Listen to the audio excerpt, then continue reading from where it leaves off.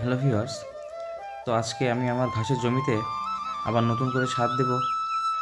এর আগে আমি যে সারটা দিয়েছিলাম তখন প্রচণ্ড শীত ছিল।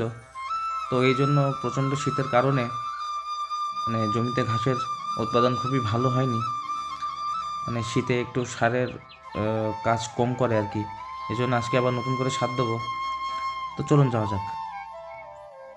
আমি যে ঘাসটা চাষ করি আপনারা সবাই হয়তো এর নাম জানেন, যে এটি জার্মান হোয়াইট হাইব্রিড ঘাস। এটি মূলত নিচু অঞ্চলের জমির ঘাস। আর নিচু অঞ্চলের জমি বলতে সেখানে কাদা থাকবে, সবসময় স্যাঁতসেঁতে জল থাকবে, এটাই স্বাভাবিক। তো এই ঘাস চাষের একটাই অসুবিধা, যে এখানে সবসময় কাদা জল থাকে।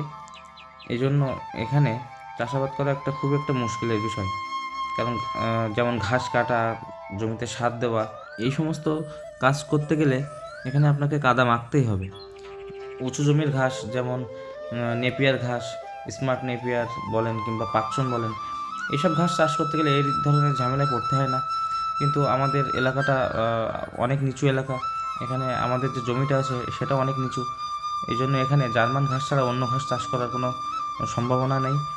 তো এই জন্য বাধ্য হয়ে এই ঘাসটা চাষ করা আর কি। কিন্তু এই ঘাসটার অসুবিধা যেমন আছে, সুবিধাও তেমনি আছে। যেমন এর ফলন খুবই ভালো হয়, তেমন কোনো পরিচর্যার প্রয়োজন পড়ে না। ডাঙার ঘাস কিংবা উঁচু জমির ঘাসে যেমন পরিচর্যার প্রয়োজন পড়ে, ঠিক সময় মতো জল দেওয়া, সার দেওয়া, এই ঘাসের ক্ষেত্রে তেমন একটা পরিচর্যার প্রয়োজন হয় না। অল্প পরিচর্যাতেই অধিক ঘাস পাওয়া সম্ভব। কিন্তু এই বছর আমার ঘাসের উৎপাদন একটু কম হয়েছে, কারণ আপনারা জানেন যে এই বছর প্রচণ্ড শীত পড়েছে। তো শীতে ঘাসের উৎপাদন অনেকটাই কম হয়। শুধু জার্মান ঘাস না, প্রত্যেকটি ঘাসই এই শীতে উৎপাদন অনেক কম হয়। তো আমি এর আগে জমিতে একবার সার দিয়েছিলাম, সেটা ছিল শীতের মাঝামাঝি সময়, তখন প্রচণ্ড শীত। কিন্তু এখন একটু গরমের আভাস পড়েছে, শীতকাল প্রায় শেষ। তো এই জন্য জমিতে আবার সার দিয়ে দেবো।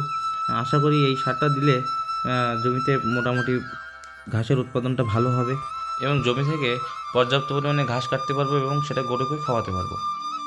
এখন যেমন প্রতিদিন আমাকে ঘাস কিনে খাওয়াতে হয়, তো সেটা আশা করি আর কিনতে হবে না।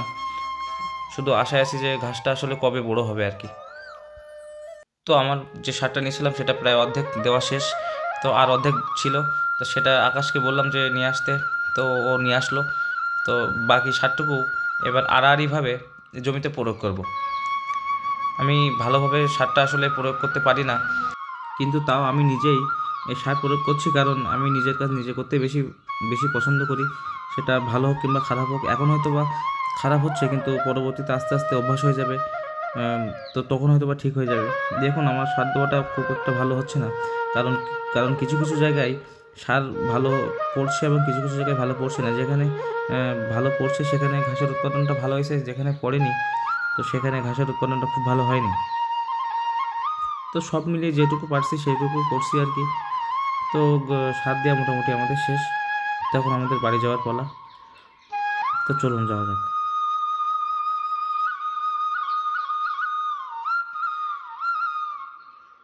তো জমিতে সার দেওয়া শেষ। তো এখন প্রায় গরমের আবহাওয়া চলে এসছে। তো আশা করি দিন 15-এর মধ্যে আমার জমি থেকে আমি ঘাস কাটতে পারবো।